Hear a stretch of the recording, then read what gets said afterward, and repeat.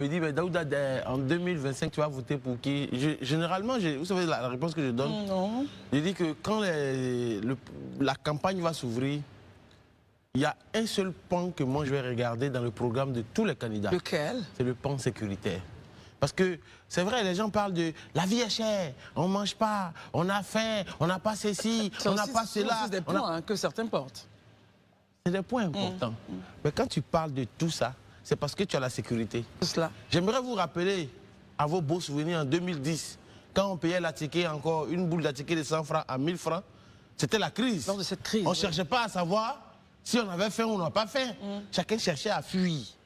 Et donc, pour revenir au sujet d'aujourd'hui, quand des Occidentaux, l'Union européenne, l'ambassade des États-Unis, qui eux ont des investissements lourds en Côte d'Ivoire. Des intérêts.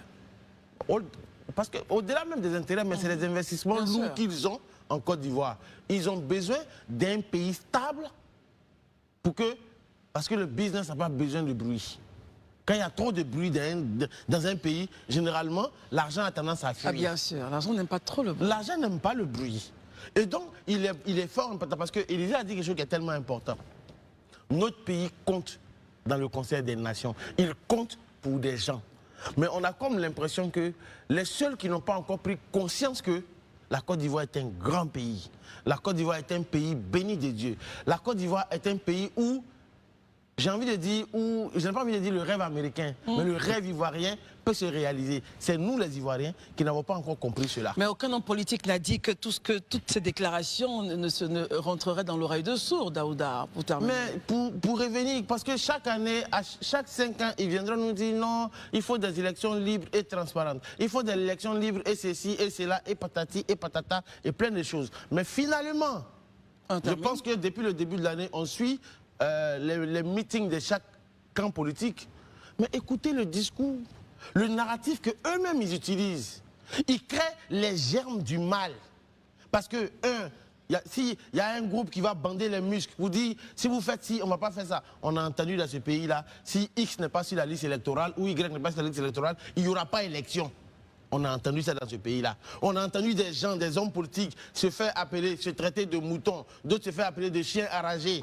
Ça, ce n'est pas des discours pour apaiser la situation. Bien, je pense que les hommes politiques doivent avoir la responsabilité d'avoir un discours responsable à l'endroit des Ivoiriens. Première chose, la dernière chose, il est important pour les jeunes qui, 20 ans après, on parle de Cirex, on parle de mines, on parle de plein de choses. Ce n'est pas le moment de mourir pour un homme politique. Barry, votre point de vue justement sur ces deux tables rondes qui parlent de paix et stabilité pour les élections à venir? Je note que ce sont des initiatives de partenaires techniques et financiers, l'Union européenne, l'ambassade des États-Unis. L'ambassadeur a partagé l'expérience américaine avec les hommes politiques ivoiriens. C'est très important, il faut s'en inspirer.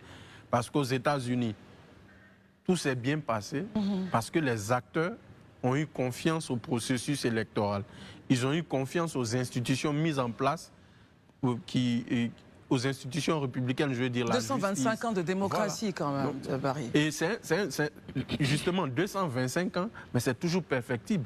On se souvient de 2020, avec l'incursion des populations dans le Capitole, où on avait parlé des violations de la démocratie américaine. Donc ce qui veut dire que ce n'est pas parce qu'on a 225 ans qu'on est à l'abri de conflits. Pour rebondir sur les propos de Daouda, je pense que la responsabilité première des élections apaisées en Côte d'Ivoire, ce sont les Ivoiriens eux-mêmes, à commencer par les hommes politiques. Moi, ce qui m'inquiète un peu, c'est le narratif sur